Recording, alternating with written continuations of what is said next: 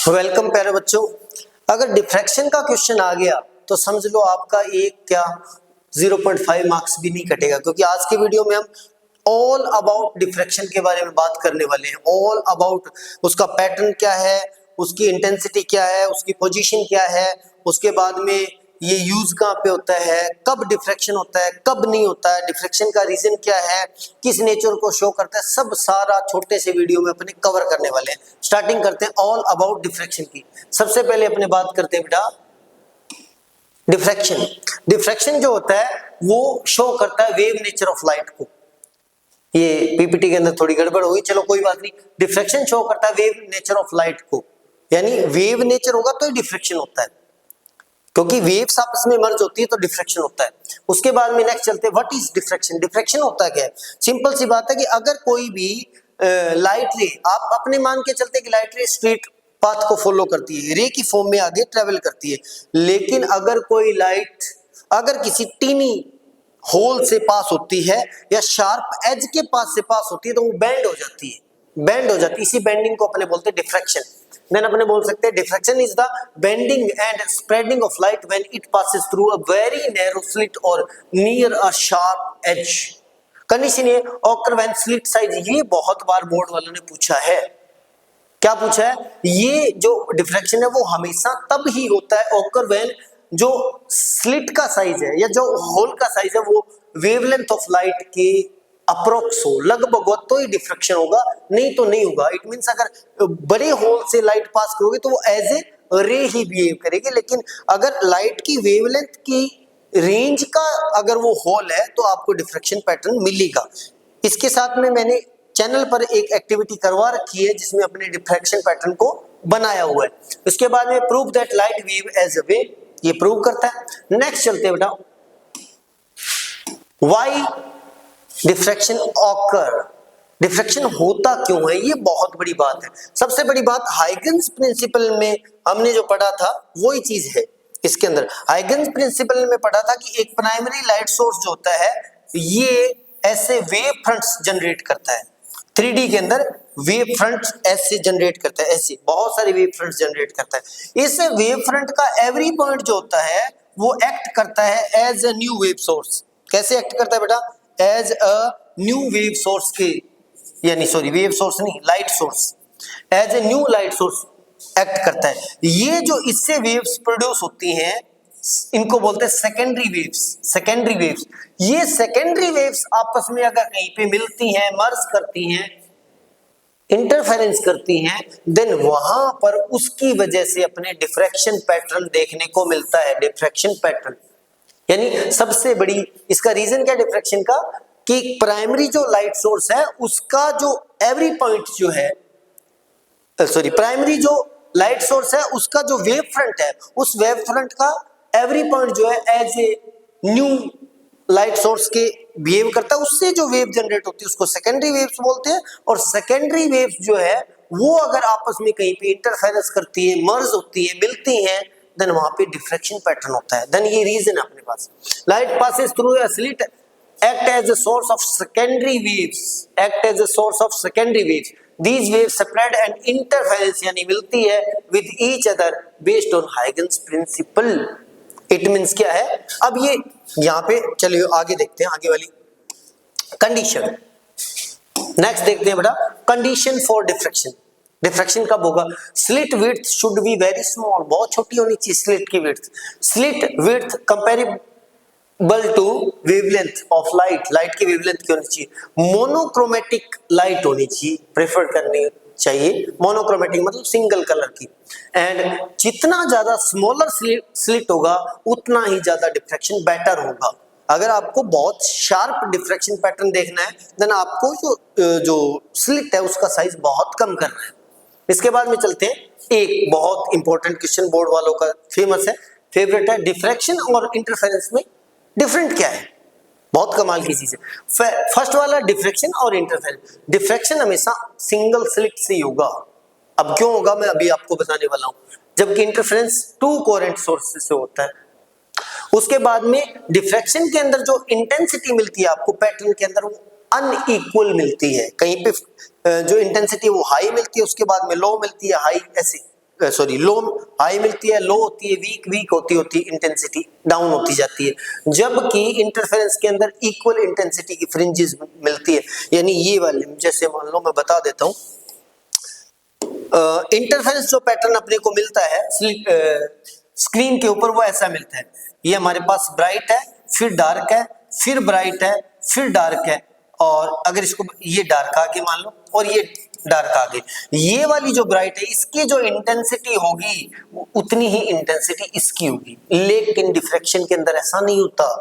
Diffraction के क्या होता है, डिफ्रैक्शन में सेंट्रल जो फ्रिंज है वो ब्राइट होती है, सबसे ज्यादा इंटेंसिटी की होती है, उसके बाद में एक डार्क बनती है, उसके बाद में फिर एक लो इंटेंसिटी वाली बनती है। अगर मैं इसको आई नोट लिख दूं, इसको I1 लिख दूं, यानी आई नोट हमेशा मैक्सिमम रहेगा, उसके बाद में I1 रहेगा, उसके बाद में I2 रहेगा। देन इसका अगर ग्राफ प्लॉट करते तो ग्राफ भी बहुत कमाल का आता है, ऐसा ग्राफ आता है ये, जिस सेंट्रल फ्रिंज की इंटेंसिटी हाई है, उसके बाद में लो है, उसके बाद में फिर लो है, ऐसे। और ये बहुत बार बोर्ड वालों ने पूछा भी है, इंटेंसिटी ग्राफ बनाओ, ये ग्राफ है, क्लियर।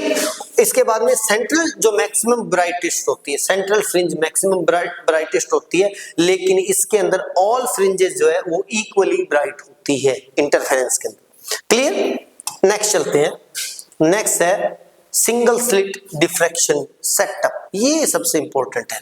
इसमें अपने क्या करेंगे, एक सिंगल स्लिट लेंगे, ए साइज की वेवलेंथ लैम्डा ले लेते हैं लाइट की, और स्क्रीन की डिस्टेंस डी करते हैं। अब देखते हैं अपने पास ये होता क्यों है और कैसे होता है, इसको अपने एक और स्लाइड से देखते हैं। सपोज करते हैं हमारे पास ये एक सिंगल स्लिट है बेटा, ये वाली सिंगल स्लिट है, डन। थोड़ा सा बड़ा कर देता हूँ, उसको जूम इन कर देता हूँ ताकि आपको सही से समझ में आए।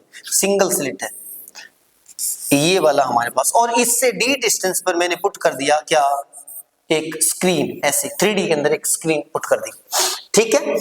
अब हमने जो डबल स्लिट एक्सपेरिमेंट किया था उसके अंदर क्या हो रहा था, एक ये सोर्स था S2, एक ये सोर्स था S1, इन दोनों का पैटर्न हो रहा था। यहां पर हमें जो मिल रहा था वो क्या मिल रहा था, ऐसे ब्राइट डार्क फिर ब्राइट फिर डार्क, डन। लेकिन इसके अंदर देखो प्राइमरी जो सोर्स है उनकी वेव्स इंटरफेरेंस करी, इसके अंदर क्या होता है, इसके अंदर इसका उल्टा होता है।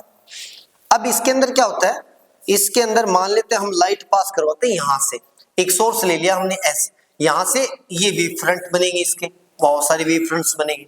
अब इस पर जो वेव फ्रंट इंसिडेंट होगा वो कोई स्पेसिफिक ये वेव फ्रंट इंसिडेंट होगा, ये वाला मैं कलर से बता देता हूँ उसको, ये एक वेव फ्रंट इंसिडेंट हो गया। अब इस वेव फ्रंट का जो एवरी पॉइंट है वो काम करेगा, एक्ट करेगा as a new source of light, new source of light. It means ये एक ये बन गया सोर्स, एक ये बन गया, एक ये बन गया, एक ये बन गया, एक ये बन गया, ये बनेगा। इससे जो वेव्स बनेगी वो क्या बनेगी, सेकेंडरी वेव्स बनेगी, वो आपस में मर्ज होंगी, मर्ज होने के बाद मतलब इंटरफेरेंस करेंगी, आपस में मिलेंगी, तो हमारे पास जो यहां पर पैटर्न बनेगा वो पैटर्न मैंने बताया था, कहां पे गया, अभी बनाया था अपने पैटर्न, क्लियर कर दिया मैंने, शायद क्लियर कर दिया कि नहीं किया, नहीं किया।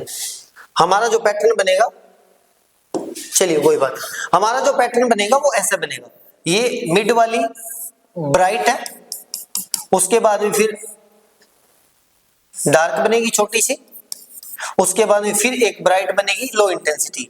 अब देखते हैं ये कब क्यों कैसे बनेगी, इसके बारे में देखते हैं।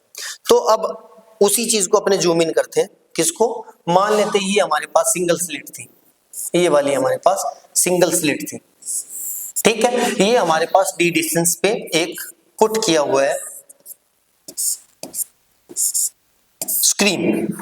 अब यहां से जो ये सोर्स जो बन रहे हैं, क्लियर, मान लेते हैं इस पॉइंट पर कोई फ्रिंज बन रही है, मुझे नहीं पता डार्क बन रही है ब्राइट बन रही है, इसका मतलब ये सारी लाइट इस ऐसे बैंड होगी, यहां पर जाएंगी, ऐसे ऐसे बैंड होंगे, ऐसे।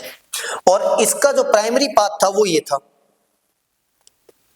स्टार्टिंग पाथ जो था वो इसका ये था, मैं सिंपल से कलर से लेता हूं इसको, ये वाला, इस पाथ को फॉलो करना चाहिए था लेकिन ये बैंड हो गया, ठीक है। अब मान लेते हैं जो बेंडिंग है वो थीटा एंगल से हो रही, कितने एंगल से हो रही बेटा, थीटा एंगल से, और मैं इसको ऐसे मान लेता हूं, ये लो जी, अलग कलर लेना पड़ेगा, आप उलझ जाओगे नहीं तो। ये लो, ये यहां से लेकर यहां पर, और इस स्लिट की जो विड्थ है मैं उसको ए मान लेता हूं। क्लियर? अब ये वाला जो एंगल आपका ये थीटा है, अब ये थीटा होगा तो ये भी थीटा होगा।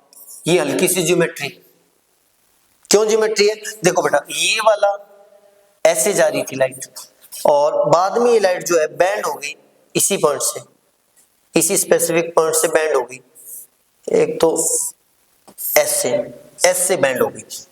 ये थीटा है। अब आपको पता है कि ये जो बन रहा है वो अपने पास एक वेव फ्रंट के जैसे बिहेव कर रहा है, देन ये पूरा एंगल 90 है। और अगर ये स्ट्रेट पाथ को फॉलो करती, स्ट्रेट पाथ को फॉलो करती तो ये एंगल भी 90 होता, ये वाला। इट मींस अगर ये थीटा है तो ये थीटा ही हो सकता है, बिकॉज अब देखो ये बन गया theta plus x, theta plus x 90 है, देन इधर भी देखो थीटा प्लस एक्स 90 है। इट मींस ये थीटा है तो ये थीटा ही आएगा। अब मैं क्या करता हूं, इसको थोड़ा सा क्लियर करते हैं। अब मेरे पास एक ट्राइंगल बन गया ऐसे वाला, गड़बड़ तो नहीं कर रहा, ये वाला एक ट्राइंगल बन गया, जिसकी ये वाली जो साइड है वो ए है, ये वाली साइड क्या है, ए है, ये वाला एंगल थीटा है। तो अब अगर अपने इंटरफेरेंस की बात करते हैं तो इंटरफेरेंस कब होता है, हमें पता है स्पेसिफिक कंडीशन पर इंटरफेरेंस होता है, जब पाथ डिफरेंस या फेज डिफरेंस क्या होता है। तो इसके लिए अपने को चाहिए पाथ डिफरेंस। मान लेते इसको मैं m मान लेता हूं, इसको n मान लेता हूं और इसको q मान लेता हूं।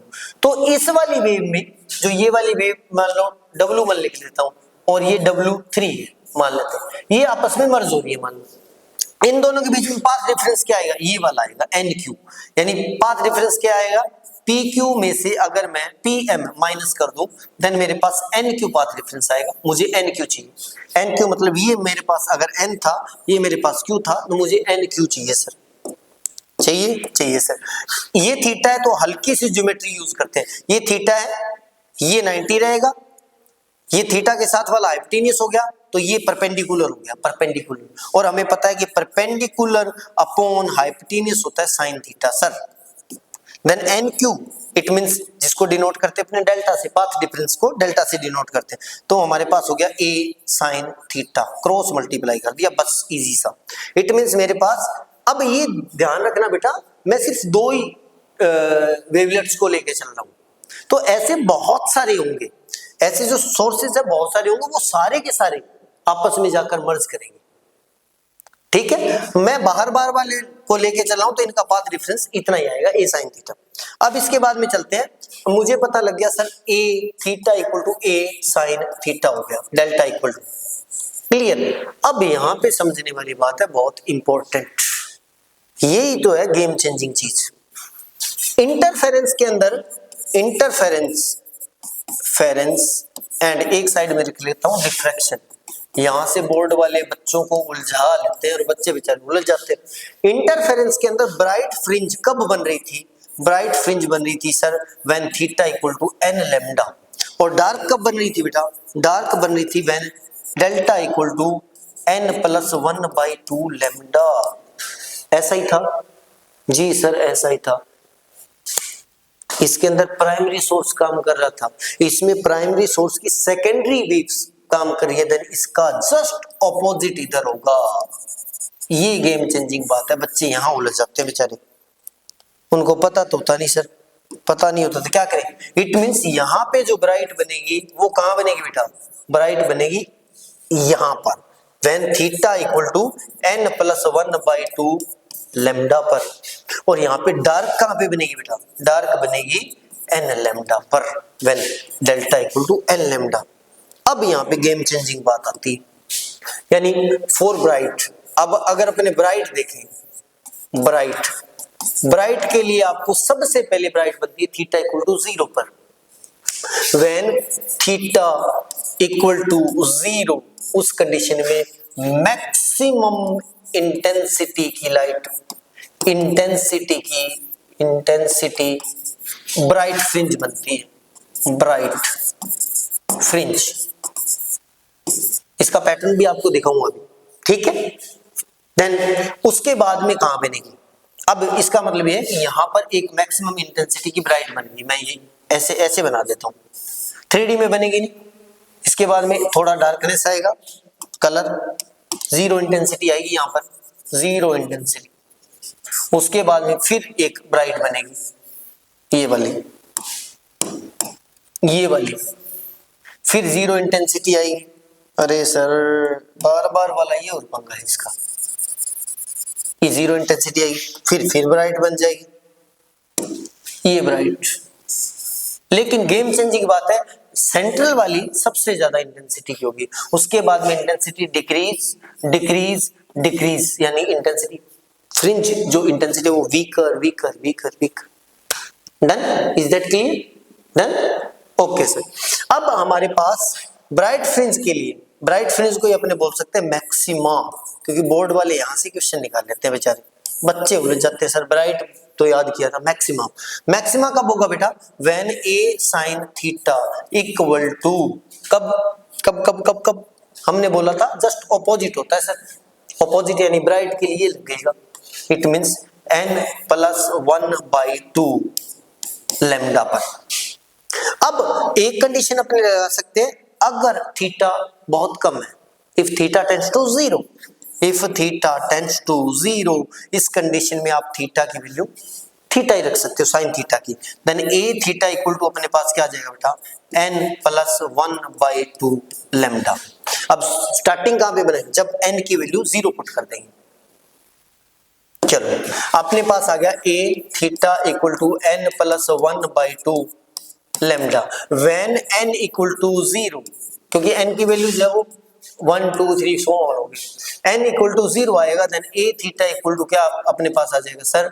ये आ जाएगा 1/2 lambda, 1/2 lambda. Clear? It means हमारे पास ये बन गया, थीटा की वैल्यू आ गई λ/2a, λ/2a। क्लियर? इस कंडीशन पर बनेगा। दूसरा कहां पे बन जाएगा? दूसरी ब्राइट करे थे ना, हाँ ब्राइट कहां पे बनेगी? व्हेन यहाँ पे 1 रख देंगे, उस कंडीशन में ए थीटा इक्वल टू क्या बन जाएगा sir? 1+1/2 lambda, a theta equal to 3/2 lambda, theta equal to 3/2 lambda a. इस पोजीशन पर जब थीटा की वैल्यू ये होगी, देन फर्स्ट ब्राइट बनेगी, फर्स्ट ब्राइट बनाने पर ब्राइट बनेगी। जब थीटा की वैल्यू ये होगी तो सेकंड ब्राइट बनेगी। क्लियर? अब अपने डार्क वाली देखते हैं। डार्क वाली के लिए क्या होगा? डार्क वाली के लिए ए थीटा इक्वल टू हो जाएगा sir n lambda, then first कहां पे बनेगी? फर्स्ट कहां पे बनेगी? डार्क। ये लो, n की वैल्यू 1 पुट करो तो a theta equal to lambda पर बन जाएगी, यानी थीटा इक्वल टू λ/a पर बनेगी। सेकंड कहां पे बनेगी? थीटा इक्वल टू 2 पुट कर दो वहां पे, 2 λ/a पर बनेगी। थर्ड कहां पे बनेगी? थर्ड बनेगी sir theta equal to 3 λ/a पर। क्लियर? अब हमें सेकंड फर्स्ट पता लग गया।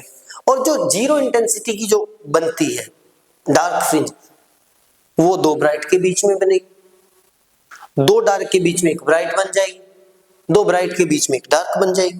क्लियर? इस कंडीशन में हमें क्या बनता है? जीरो इंटेंसिटी मिलती है, जीरो इंटेंसिटी। बस ये ध्यान रखना बेटा, जस्ट ऑपोजिट काम करता है। अब इसके बाद में इंपॉर्टेंट जो चीज है वो आगे चलते हैं इसमें, ये अपने पास सारा हो गया। उसके बाद में चलते हैं diffraction pattern. Bright central fringe होती है जिसको मैक्सिमा होती है, उसके बाद में alternate dark and weak bright fringe आती है। अल्टरनेट में डार्क आएगा बीच में, उसके बाद में वीक ब्राइट फ्रिंज, मतलब weaker so on. Central maximum is widest, सबसे ज्यादा चौड़ी होती है, एंड ब्राइटेस्ट यानी सबसे ज्यादा ब्राइट होती है। इससे हमें क्या पता लगता है? Energy mainly concentrated at the centre.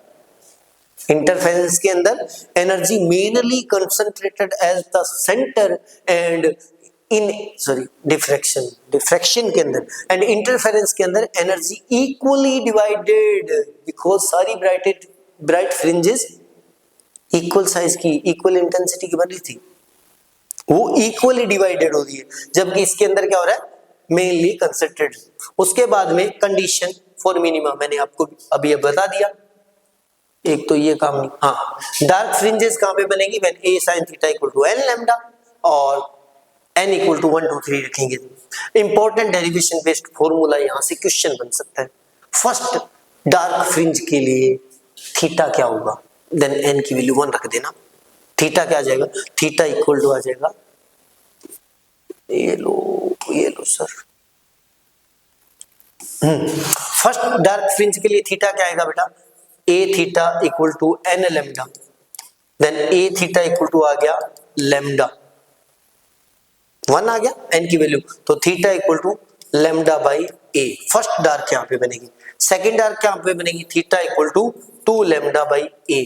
अब और पूछ सकता है सर फर्स्ट डार्क और सेकंड डार्क के बीच में थीटा का क्या डिफरेंस है, थीटा का डिफरेंस यानी इसका, इस थीटा का और इस थीटा का डिफरेंस, देन थीटा का डिफरेंस आ जाएगा 2 lambda by a minus lambda by a, then lambda by a, theta का डिफरेंस आएगा। टू अल्टरनेट डार्क फ्रिंजेस के बीच में थीटा का जो डिफरेंस है वो लैम्डा बाई a आ जाएगा। उसके बाद में चलते हैं नेक्स्ट, मिनिमा आ गया।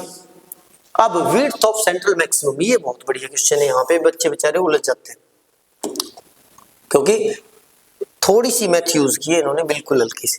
Central maximum is twice wide than other, ये central maximum is twice as the wide as the other maximum. अब यहाँ पे समझने वाली बात है कि हमने जो इससे पहले वाला किया था वहीं पे चलते हैं, क्योंकि वो डायग्राम से आप इजीली समझ पाओगे। कहाँ गया,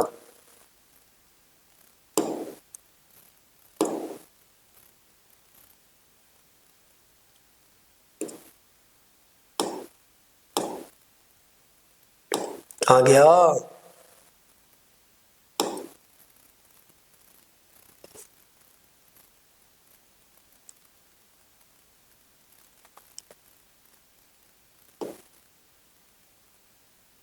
यहाँ पे था क्या, यहीं पे आया, यहीं पे मिल जाएगा अपना। कहाँ गया, ये लो, ये आएगा विड्थ 2 लैम्डा डी बाई ए, और यहीं पे होगा, ये देखो थीटा की वैल्यू अपने पास क्या है 2 लैम्डा बाई ए।